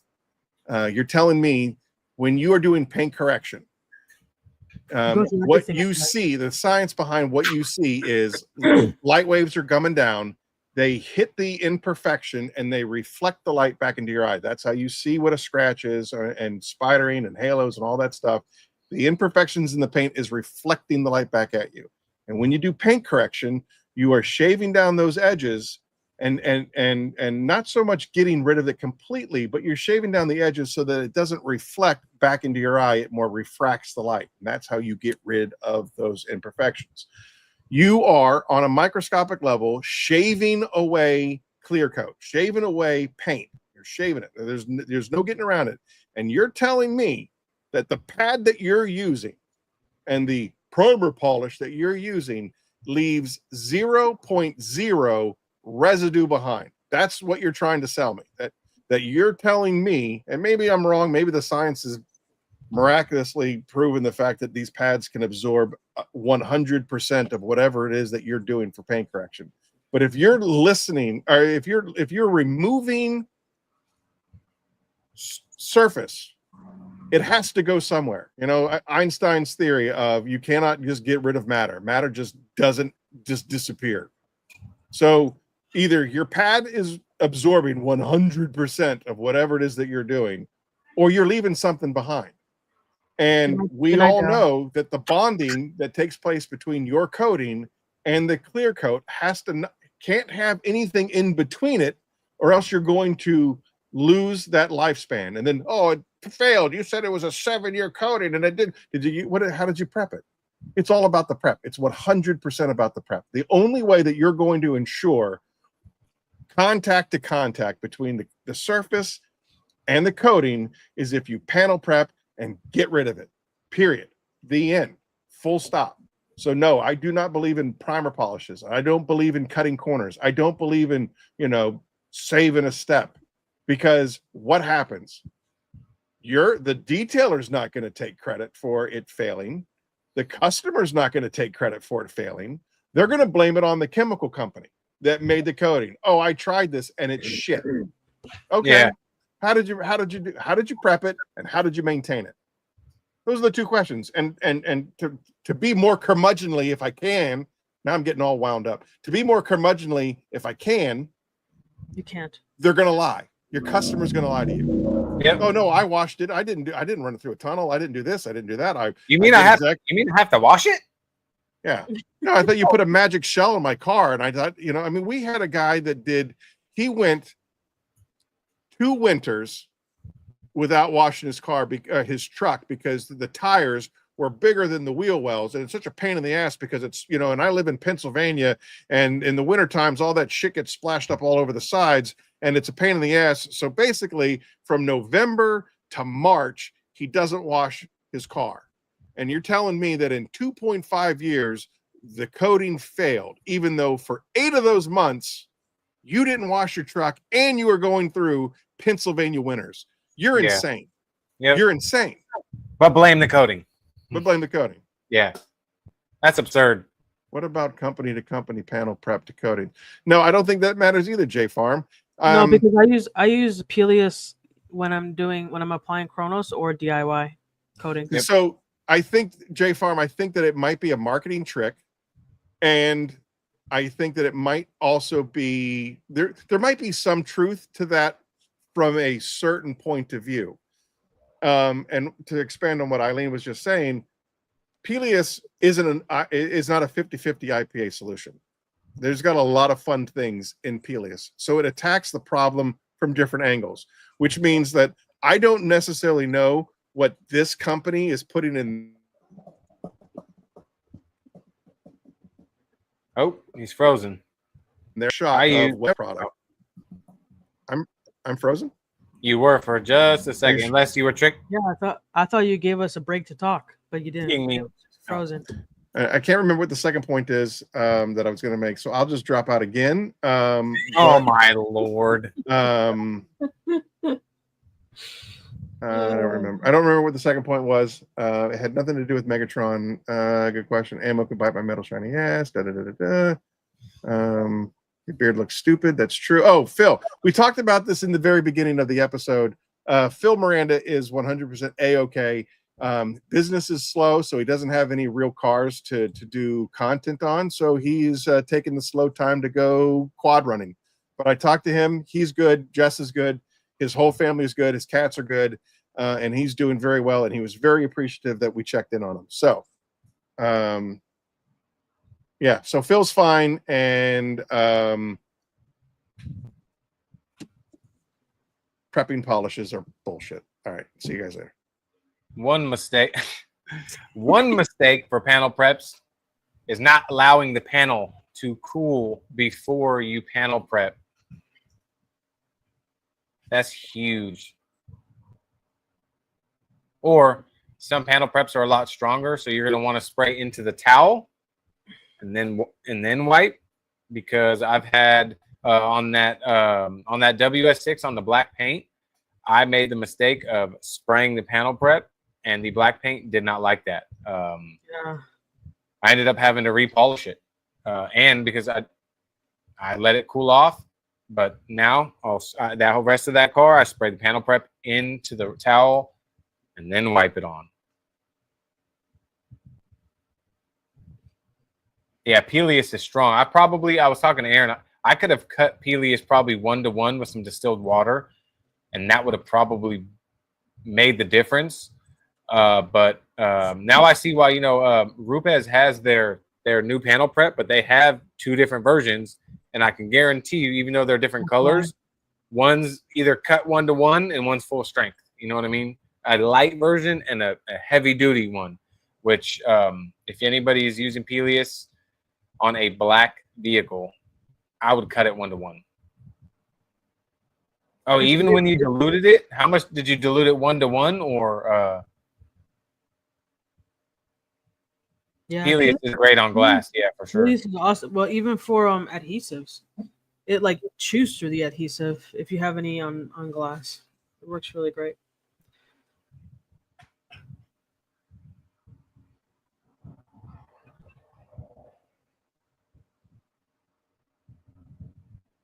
Ten to 1.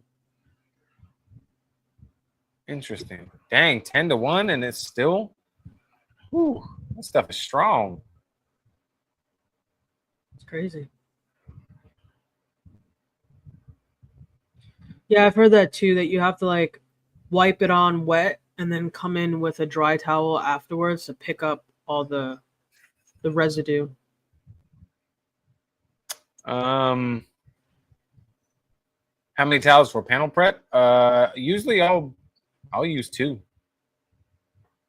I'll start with 1. Start wiping, I flip and then buff off. But once it gets saturated, I'll just grab another dry one, and then the towel's nice and saturated. Wipe with the panel prep, come with the dry towel, buff it off. No, Franco, Aaron's not making poopies. He's crying in a corner. Yeah. He's in his feels right now. Yeah, yes. I heard Phoenix is making a primer polish and calling it Medusa. Medusa? What?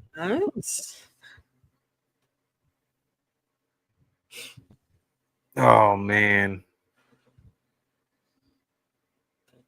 I've got a customer coming at $650 for me to wash his Corvette. Oh no. Yeah. Unfortunately. Jeez. It's called Menudo. Ugh. And the worst part is You've detailed this car before, right? the Corvette, that one I did Chronos on. Yeah. That's the It was same about one? a month ago. Yeah, it's about a month ago. I think it might have been. Yeah, it's about a month ago or so. Yeah. It's white, right? The red one. Oh, red. Okay. I don't know why I thought That might have been like 5 weeks ago. I did the white BMW. Oh, maybe that's what I'm thinking of. Yeah, and then this is the first wash. Dang.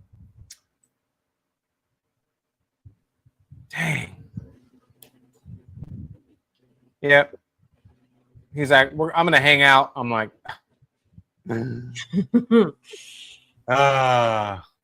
Sorry. good guy, great customer. Man, it's like when someone watches me at work at the shop. It's just don't like it. Yeah. It And feels I was supposed to be off at 4 today. It takes me, 25 minutes to get home, maybe 30. I was gonna get my wash buckets and everything set up before I hopped on the live. That way, when he gets here, I can just bang it out. I don't need to film it or nothing. But I don't know. It's weird. Yeah. I've never had somebody hang out while I wash their car. It's weird. I was going to ask you if that happens often with people who drop off their vehicles at your house. Do they hang out or do they just? Never. It's the first. Yeah. But I was supposed to do it 2 weeks ago, and if I can't do it today, it's going to be another 2 weeks, and that's almost damn near 2 months without a wash, and Yeah. I can't have that on a car I coated. So, and to top it off, it's free. The first wash after I coat a car is free on me. I always do that just to make sure everything's performing how I want it. Yeah. But yeah, just good thing it's a Corvette. It's really not big, Yeah. Are you going to do the whole foam on thing or? I'll probably foam it, let him just so he can see. Oh, that's cool, and foam it down, rinse it, wash it, dry it. I'm probably not even gonna top it. Yeah. Till next time, or just let him do that. No, We'll Rick, see. I never have people watch me do RVs. I think it just feels really awkward if someone does that. Like It's I just feel awkward. really awkward. It's awkward when somebody watches you do anything. You know what I mean? Like Yeah. my But I wife. feel like I do the same thing. Like when I go like if I go somewhere and they're making me a sandwich, I like go somewhere else. I don't stare at the sandwich. It's like, all right, I'll be back in 5-10 minutes to grab a sandwich. Yeah, or I'll just like look around, like, all right, because I just feel like that's so awkward to just stare, Yeah. My wife hates when I watch her cook. I'll do it on purpose sometimes. just to be creepy. She's like, what? And I'm like, nothing, just watching. Oh man. Yes, only motos, and it's going to add time onto the. It should only take me half an hour to do this maintenance wash, but I have a feeling it's going to take me way longer. But Good night, Fernando. I have to. My car's been sitting at the shop for the past 5-6 weeks. My GSX, and me and my son are going to a Cars and Coffee tomorrow, so I have to get this cleaned up too. So it's like I got to do his maintenance wash, then get my car cleaned up. Take little man to go get some ice cream because I said I would because he forgot his Jell-O. That's what he was complaining about earlier. And just it's gonna be a long night. That's not weird, Franco.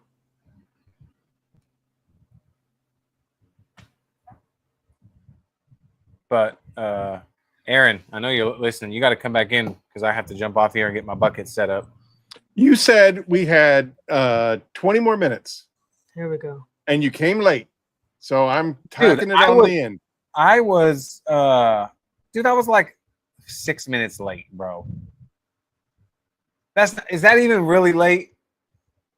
Because you Yeah. wouldn't have brought me in right away anyway. It was 9 minutes. He was First of all, gonna it do was his 9 whole minutes. song and dance. Yeah, you want to And do Christy, the no, spiel. I was not typing from the toilet. I was backstage because these guys are animals and we're making fun of them for talking too much. And I will not entertain their bad behavior. I will not do it. He's just getting a taste of his own medicine, and he doesn't like it. He just likes to dish it and not take it. Oh, See, 9 minutes. Mary's on. She's on top. Mary and I became friends. Huh? Yeah. Mary and I were flip that tight. around. 6. 9. 6. I know is that nine. public schooling in California is not your forte, Eric. I don't want to hear it. All right. Oh man. Well, Eric, it was great having you. Oh my God. We still have for 18 minutes, Eileen. He has dude, he's to gonna get be his stuff he's gonna be ready. here at He's 6:50. gonna be here at 6:50. You want him to get off at 6:50? Sounds like a case of not my problem. You were late and you said that you were going to be here And it till sounds you're going to like- be 2 hours. You said 2 hours. That's what you said. You said 2 hours. Just 2 hours. Just hang up on him, Eric. He's gonna be Yeah. fine. All I need is 2 minutes.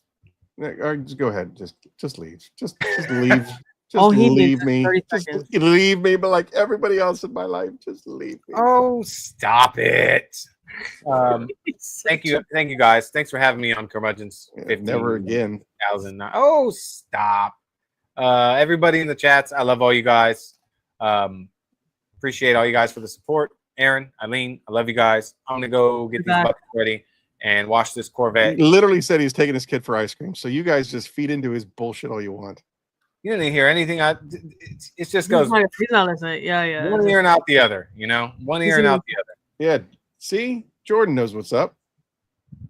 other. It's not, but I want to have everything set up when he gets here so I can Oh, start so I watching. really look cool, like I was actually doing something. Yeah, like, I was on this weird guys podcast. Yeah, they just wanted to talk about like snakes and reptiles the whole time. It's crazy. All right. Apparently, you have the vote. You have the vote. Go leave. Yeah. I'll Woohoo! talk, Yes. to you I'll talk to you on Tuesday. You No, I'm gonna call you. I'm gonna call you tomorrow just to No, tell you you. won't. And- No, you all right. Take care. Yeah, we should do auto tech talk with Smurf. Yeah. All right. Love you guys. Bye. Back. Bye, Eric.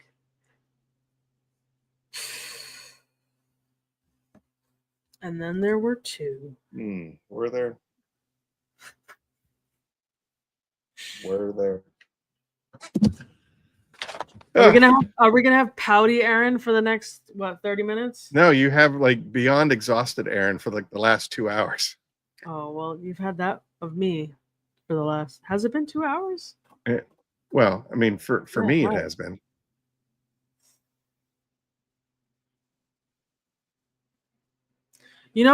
You're so good at the cheap shot, and I feel like I feel like because Don't entertain my bad behavior. Don't do it, or else it you're just so good encourages at me. it. I don't understand how is it that you can't take it when someone It's gives just you fine. some I was trying to give you two. Like I was trying to be benevolent, give all you of a two the sudden. limelight No, and the spotlight, allow you guys to talk and really explore the sir, canvas. sir, I see your gaslighting, and I will not accept it. How did my bro do, sir? You are looking at the next Pennsylvania state champion. He now also holds the state record. He's a record holder. Broke all the records for state of Pennsylvania. And in about a month and a half, he's going to South Korea to represent the United States in the World Championship. So he did well. Corey, I hope you feel better. Me too, Corey. As long as you're on my team, not her team, I want you to feel better. But if you're on her team, well, you know, I think he's on. I think he's on my team. I'm pretty I sure. think he's on your team too. Yeah. I mean, I think most people are. Hey, man, if you ever need to just chat, reach out to us. Reach out to me. Reach out to somebody in the family. It sounds like you're going For through sure. some stuff, Corey, Corey. you can call me anytime. Yeah. Dude, you're not going through it alone. And you heard from this podcast earlier today that we share some more together. All right. How strong is the pull on your brother's comp? Oh my gosh. He said something to the judge today about that. I want to say, don't quote me. Please don't quote me on this, but it's somewhere like 65. I think 60. I think 64 because I think 65 is the cutoff. So I think 64 pounds. Yeah. Go Team Eileen. Look at this. Don't hate. I don't hate. I love you. That's why you're here. Yeah, Corey, and if you ever call and I'm on the other line with Aaron, I will hang up on him. She will hang up on you, on me, Answer. for sure. Yeah. She does. 100%. She's like, oh, I'm getting a telemarketer. I got to go by. Click. Yeah.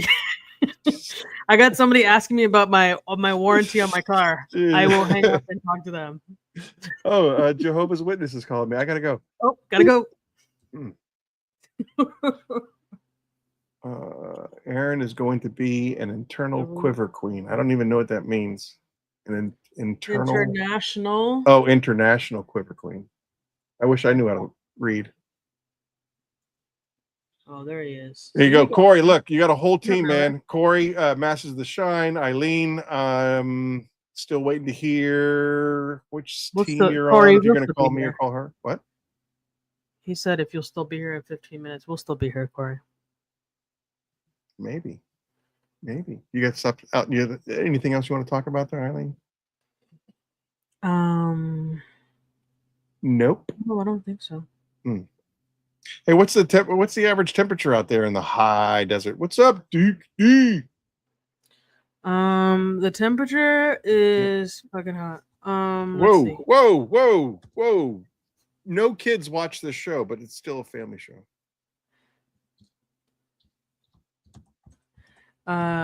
It is high 90s. Yeah. But at least it's a dry heat. We had like so far the entire East Coast has been affected by 90, high 90s plus with humidity that makes you want to. Yeah, it looks like Wednesday and Thursday we're gonna hit 111. Yikes. Yeah. Today it was 106. But oof. Yeah, which sucks because like even at night you get no relief. It's like 90 at night. So that's what sucks is like I wish there was like a little bit of a relief at night, but it doesn't exist. It's just hot all the time. But very soon it's gonna be cool, and I just keep looking forward to that. Yeah. When does it start to like really fluctuate? You hear all these crazy stories about the desert and the high desert where it's like during the day it's 90 degrees and then during the night it gets down to the 30s. I want to say like September, October is kind of where it gets a little like freakish. Yeah. And then after that, then it's like freezing. And that's I guess I mean, and that's what sucks because it's like 1 minute my hands are frozen in the bucket, Right. and then the next minute I'm dying of heat Yeah. at 6 o'clock in the morning while I'm detailing a car. And yet you still prevail. And that is why you are the desert queen. Oh, thanks. I remember when I lived in Vegas, seeing the time and temp at 2 a.m. Yes, Conway, you know what's up. On the way to Florida, Nashville. I love Nashville, by the way. Nashville is one of my favorite towns. I have a lot of memories there and some good friends that still live there. Florida, on the other hand, well, Florida is not my people. Sorry. yeah, not a tremendously huge fan of Florida.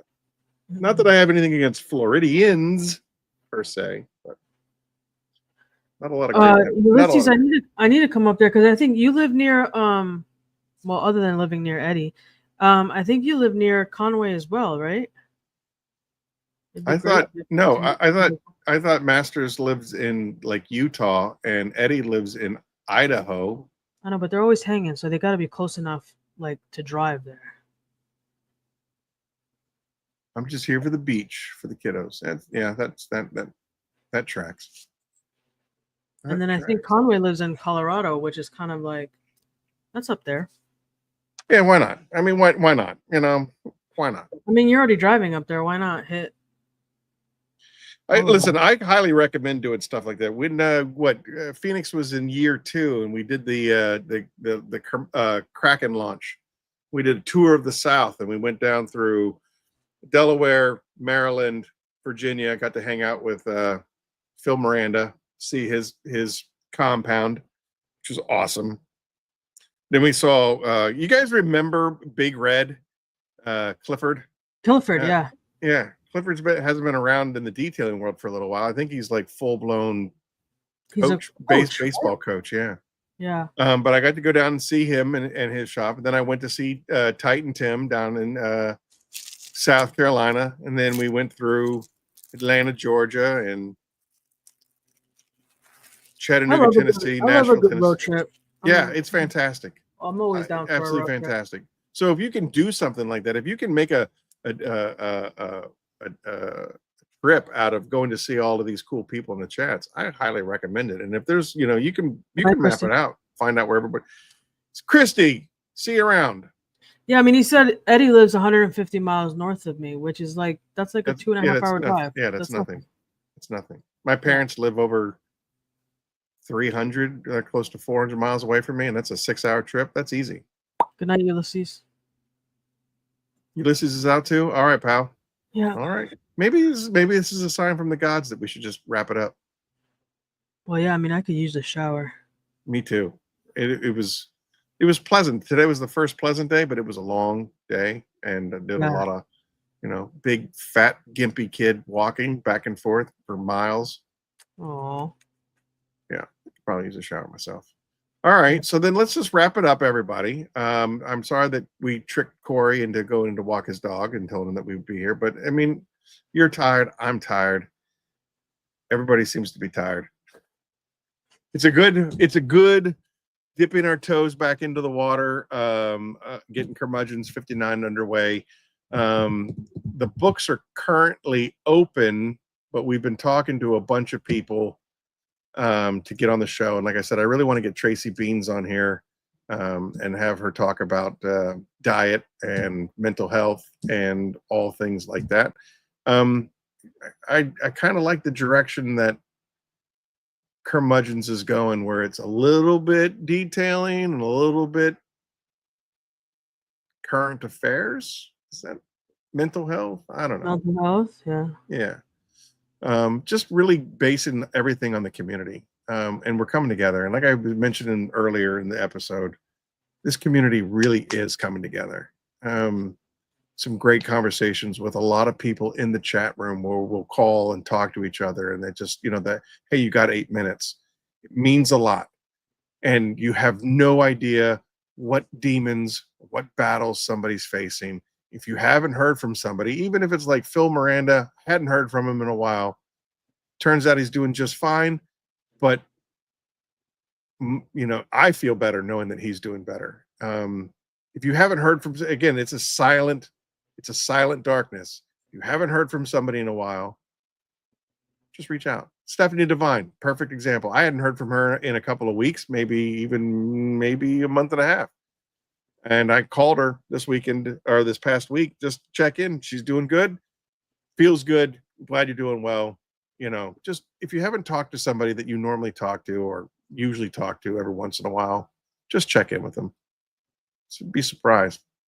You might save a life. Definitely. All right. All right. So I guess we wrap this up then, yeah? Sounds good, sir.